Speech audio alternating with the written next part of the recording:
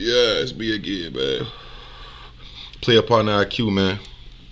And this time we got the $3 million Drake jewelry heist. I don't know what the hell this is about, but shout out to Trap Lord Ross.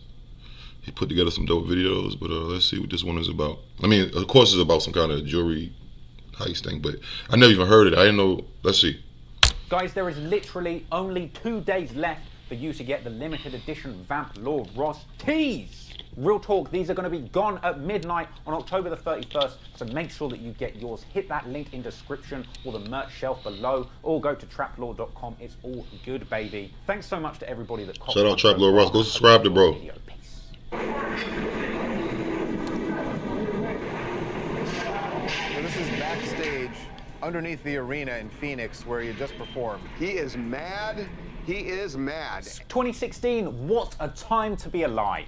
Drake is on his Summer 16 tour with Future, picking up a very large bag. And one of these shows was a September spot in Phoenix, Arizona. And I know that most people only go to Phoenix, Arizona to escape punishment for crimes committed in other states, or just to pick up this nation's strongest homemade PCP. But even though Drake and Future were in Phoenix to get a bag, unfortunately when Drake stepped off of stage that night in Phoenix, things weren't quite right. As Drake would discover that whilst he was performing on stage, some sneaky finesser managed to slip their way onto his tour bus, making off with a briefcase that supposedly contained $3 million worth of jewelry. Now, Drake and his team immediately claimed that this briefcase belonged to none other than his DJ, Future the Prince. Not to be confused with the actually talented Future the Rapper. But just in case you're confused, here's a handy guide. Future the Rapper is the guy that's been rapping about being hooked on drugs and pills for the past 10 years, and Future the Prince is just a guy who looks like he's been actually addicted to drugs and pills for the last 10 years. I mean, just look how skinny and small he looks here next to Drake. I'm sorry, but why isn't Drake feeding his mans properly on tour? Future the Prince is out here looking malnourished.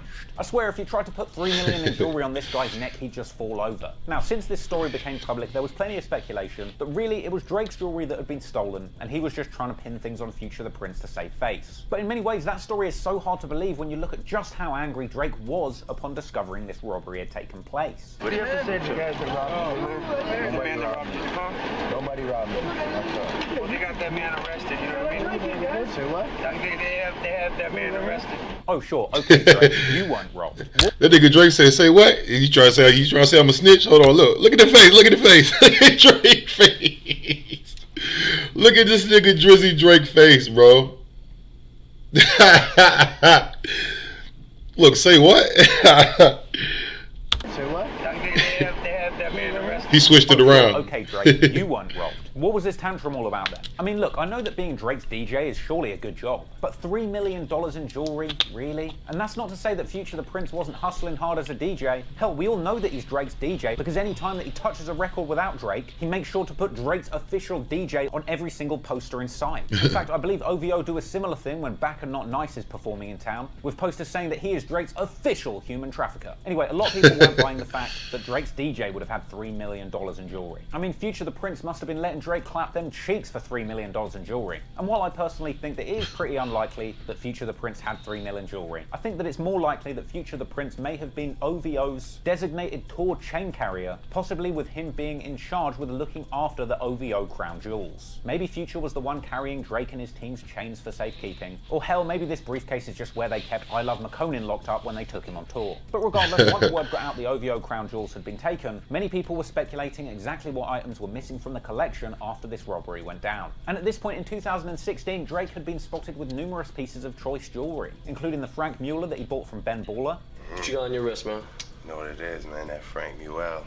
Time will tell. A ton of OVO owl chains that Drake has been known to buy for his crew. In fact, story goes, Drake copped so many of these custom OVO owl chains for his boys that he ended up getting sued by the original designer of that OVO owl. But fortunately going on to winning court on the basis that that owl design was in the public domain, having already appeared in Egyptian hieroglyphics thousands of years earlier. My God, I didn't know Drake was a time-traveling culture vulture too. Anyway, speaking of... I didn't know that. I thought that was the original ideas, logo. Another choice piece of jewelry that may have gone missing this day came from Future the Rapper himself. who after the release of What a Time to Be Alive, him and Drake's joint project, ended up gifting Drizzy a massive OVO ring piece that a grateful Drake immediately squeezed his tight little pinky into. But of course, the real masterpiece in the OVO jewelry vault at this point was the enormous O chain. I remember that chain. Stands for OVO and not zero, the amount of respect I have for Drake. But I've got to admit that this thing is an absolute beast. I mean, this thing's such an impressive O that it makes King Von's pathetic little O-block chain look like a goddamn Cheerios pendant. Drake was actually seen wearing this monstrosity of a neck extender in his Nardwuar interview. In fact, I actually heard that when Drake's OVO artists try and run away from their contracts, Drake just uses this chain as a lasso to catch them and pull them right back in. But jewelry aside, we of course know what was really in that briefcase that Drake was so upset about losing. It was of course the almanac. That magical document that this Biff Tannen motherfucker has been using to dominate the rap game for the past 11 years. This nigga's stupid. Because no matter what happens, he seems to make every single right move. Stealing every single up-and-coming artist's hot song and sucking the life out of their career like the rap game Count Dracula. So anyway, with all of these potentially valuable items in that case, one begins to wonder who on earth will be out to steal OVO's crown jewels. Of course, when it comes to who would have wanted Drake robbed of all his jewelry, the list of suspects is as long as a track list for one of Drake's albums. But no sooner than finding out that the jewels were gone, and TMZ had leaked the video of Drake having a tantrum, the lost gems and the person who had stolen them were very quickly found. So, old chap, who was responsible for the great OVO heist? Meek Mill? Pusha T? Perhaps Birdman on an inside job to get back those royalty checks? Oh no, it turns out it was just some guy called Travion King. Yes, it turned out that after all of this, the mastermind who had made off with the OVO crown jewels was none other than a man named Travion King, who the Associated Press described as... That nigga looked like a crackhead, bro. How the fuck did he get on a...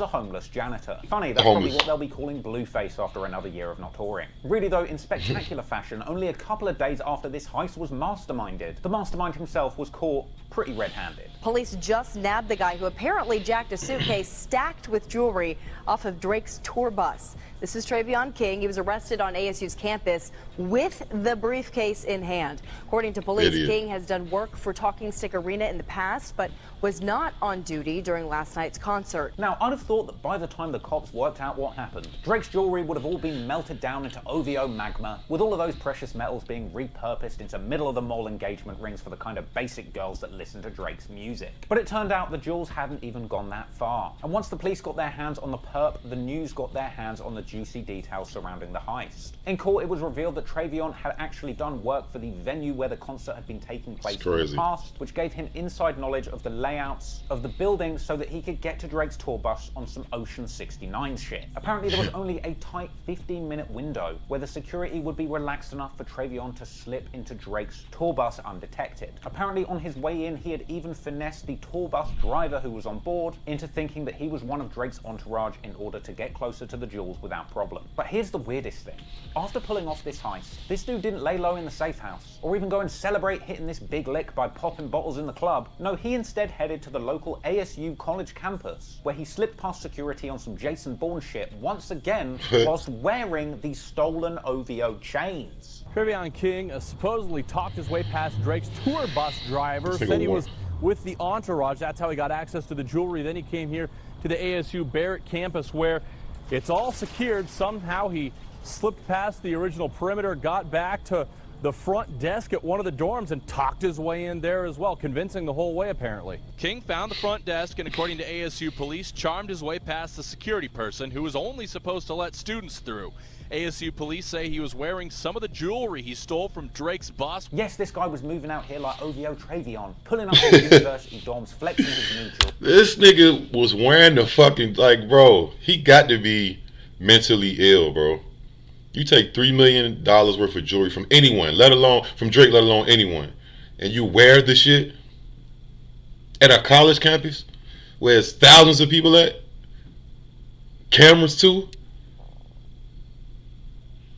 Dumbass. And whilst you might think that he was only there to try and find some kind of rich Drake fan to fence these jewels to, it would actually turn out that the real reason he was on campus was much more sinister and stupider. First a jewelry heist, then on to ASU, looking for sex. He walked into an unlocked room and climbed into bed with a girl and offered sex. She said no. That girl's dorm neighbor told us what happened.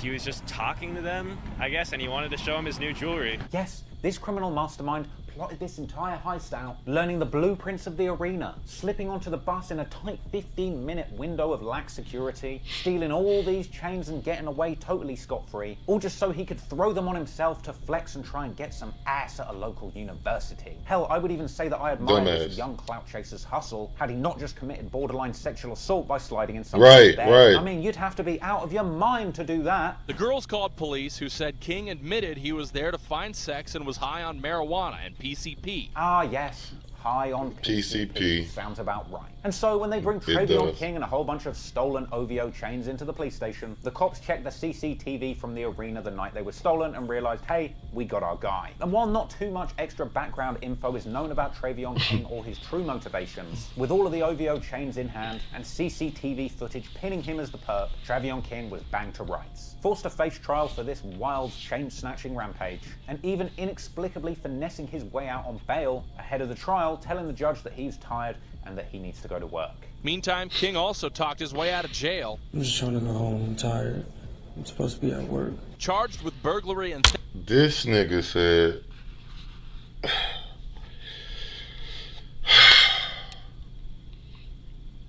the world's dumbest criminal, man. theft, King was released on a promise he'll return for court. Travion King eventually got a year in jail and 5 months supervised probation for the OVO chain heist. And he also narrowly avoided catching any sex charges because fortunately for everybody involved, he didn't actually act on any of the creepy stuff that he was saying that night he snuck into the girl's bed. On top of that, in court, the details of the theft were elaborated on, and it was revealed that that supposed $3 million in jewelry was actually worth a much more sensible $400K. See, I knew Future the Prince didn't have $3 million jewelry. That was big cap. And while the police never actually confirmed exactly what items were recovered and or returned to Drake and Future the Prince, it does appear as though Drake's coveted almanac was never returned. Funnily enough, only a few months after this incident, Future the Prince was actually upgraded to Drake's manager, taking over from his previous star manager, Oliver. In fact, Drake even shouted out this new managerial relationship in the song Non-Stop, where he says, Future took the business and ran it for me. In fact, ever since Future took over as Drake's manager, it feels like Drake has made strong move after strong move under Future's leadership. And Future was clearly doing well for himself and securing a nice bag. After all, he was actually spotted courtside with Drake, wearing 2 very expensive luxury watches, a Richard Mille and a presidential Rollie. Wait a minute, 2 luxury watches, $400,000 jewelry heist, making all the right moves in Drake's career? My God, it was an inside job all along. Thanks for watching, guys, and thank you to the patrons. That's crazy, man. That's fucking crazy. What the hell? He stole the jewelry and went on a fucking college campus and tried to get in bed with random women. They might need to see them be the type of niggas that they let them go and they end up doing some wild shit, bro. Like some really crazy shit. Like, I don't even want to speak on it, but some really crazy shit. Like, I don't know, man. Y'all let me know what y'all think. Like, comment, subscribe, notifications, tell a friend, like I said. We're gonna roll down again on these days.